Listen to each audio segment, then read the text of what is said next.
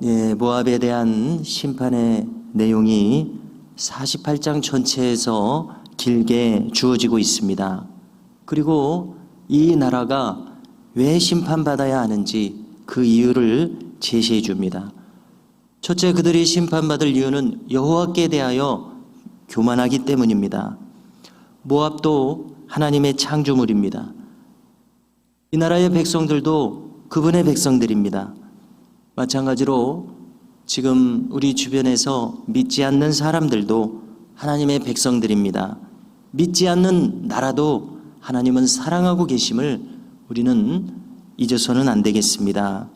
그런데 하나님이 지으신 백성들인데 그 하나님을 거절합니다.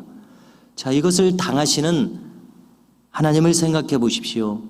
마치 아버지가 자식에게 거절당한다고 한번 생각해 보십시오. 얼마나 그 마음이 아프겠습니까? 그러므로 하나님께서 얼마나 아픈 마음으로 이토록 하나님을 대적하고 거절하는 인류들을 얼마나 아픈 마음으로 생각하시겠습니까?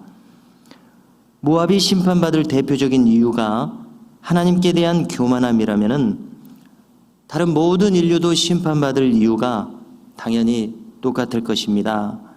하나님께 대한 교만함이 인간에게 있어서 최대의 문제거리입니다. 바로 모든 문제가 여기에서 비롯됨을 알 수 있습니다.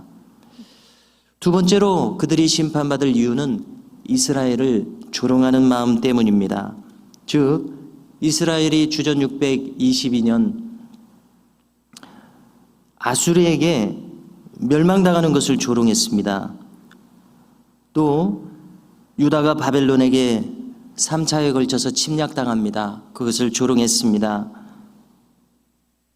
이웃나라의 불운을 조롱한 것입니다. 모압은 상대적으로 방어하기 쉬운 지형을 가지고 있었기에 외세의 침략에서 거의 안전했었다고 전해지고 있습니다. 자, 우리 사람도 한번 생각해 보십시오. 참으로 그릇된 인격 중에 대표적인 것이 바로 타인의 아픔을 기뻐하는 마음입니다. 그래서 불행에 처한 타인을 보고 그것을 기쁘게 생각하고 좋아하며 그걸 또 조롱하고 업신여기는 그러한 태도가 있지 않습니까? 인간으로서는 대단히 그릇된 태도입니다. 그런데 모압 전체가 이렇게 했다는 것입니다. 이웃나라 유다, 이스라엘에 대해서 동등한 입장에서 호혜, 평등한 입장이 아니라 일방적으로 상대방을 무시하는 것입니다. 깔보는 것입니다. 그래서 우리는 늘 일본에 대해서 참 안타까운 이야기입니다만은 비슷한 것을 늘 느끼게 됩니다. 자신들이 가해자이면서도 우리를 싫어하고 적대시합니다. 자, 비슷한 상황에서 독일하고 얼마나 비교됩니까? 독일은 전쟁 범죄에 대해서 국가의 수반이 전쟁 범죄에 대해서 깨끗하게 사과했을 뿐만 아니라 그들은 매년 사과하고 있음을 우리는 주목하게 됩니다. 국가의 대표가 진지하고 엄중하게 머리 숙여 사과합니다. 그러나 일본은 그렇지 않습니다. 이렇게 타국을 식민지 삼았던 자국의 역사를 자국민에게 숨깁니다. 이 얼마나 비극적인 일입니까? 가해하고 사과하지 않는 이러한 무도함에 대해서 당하는 입장에서 과연 우리는 어떠한 태도를 가져야 할지 참 숙고하지 않을 수 없습니다. 더구나 우리는 그리스도인들이기에 어떠한 태도를 가져야 하는지 숙고하지 않을 수 없습니다. 즉 악인의 악행에 대해서 대처하는 이 방법 말입니다. 바울이 말한 것을 모두가 기억하실 것입니다. 숯불을 내 원수의 머리 위에 올리라. 이것은 바울이 잠언의 말씀을 인용한 것입니다. 이 말씀들을 생각하며 원수에 대한 성경적 태도를 숙고하게 됩니다. 다음으로 이 모압의 대외적인 면에서의 교만함입니다. 그들이 심판받을 세 번째 이유입니다. 자, 우리도 주변에서 가진 자는 겸손한 사람도 있겠지만 교만하기가 쉽습니다. 높은 지위와 권세를 가진 사람은 교만하기 쉽습니다. 얼굴만 잘생겨도 교만하기 쉽습니다. 그런데 모압은 자신이 가지고 있는 것으로 인하여 교만했습니다. 가졌기에 겸허하고 겸손한 마음을 가지면 얼마나 좋겠습니까? 그것만큼 고상한 마음은 없을 것입니다. 참으로 멋있고 존경할 만한, 우러러볼 만한 그런 아름다운 태도입니다. 그러나 모압은 가졌기에 교만했고 그리하여 덕성이 없었습니다. 그래서 이것을 우리 개인에게 적용시켜 보십시오.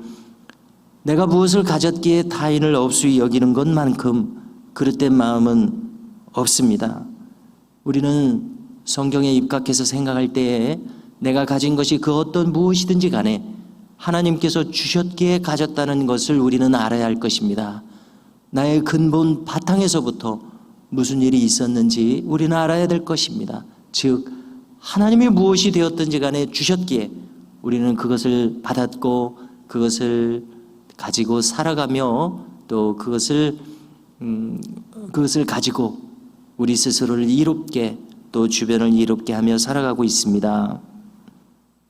그러나 본래부터 이것은 내 것이라는 이 마음을 가지는 순간 바로 거기서부터 해서 한 사람이 끝간대모를 교만함으로 치닫게 된다고 생각합니다. 우리는 성경 말씀을 분명히 기억해야 되겠습니다. 교만은 패망의 선봉이요 넘어짐의 앞잡이니라. 29절을 다시 한번 들어보십시오.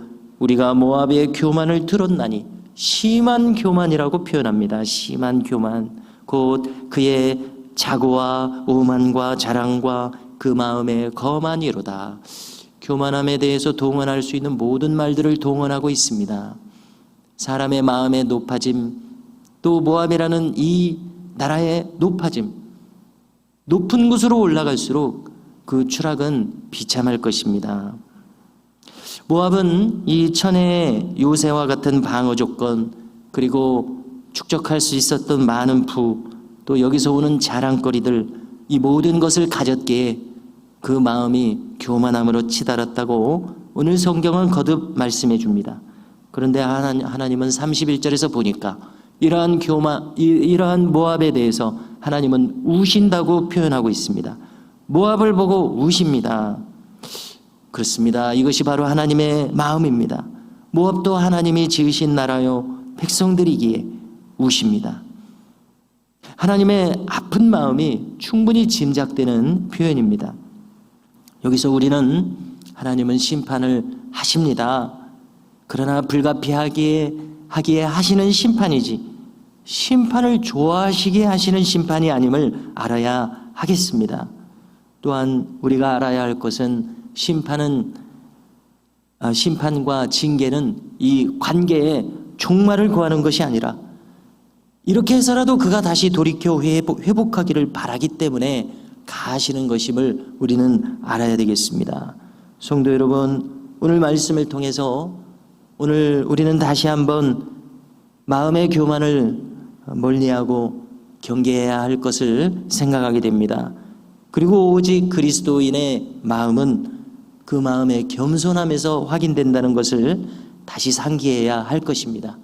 무엇보다도 그리스도께서 겸손하셨습니다. 하나님 앞에서, 사람들 앞에서 겸손하셨습니다. 오늘도 하나님과 사람 앞에서 우리 자신이 겸손한 자로 세워지도록 다 함께 기도하며 주께 나아갈 수 있기를 바랍니다.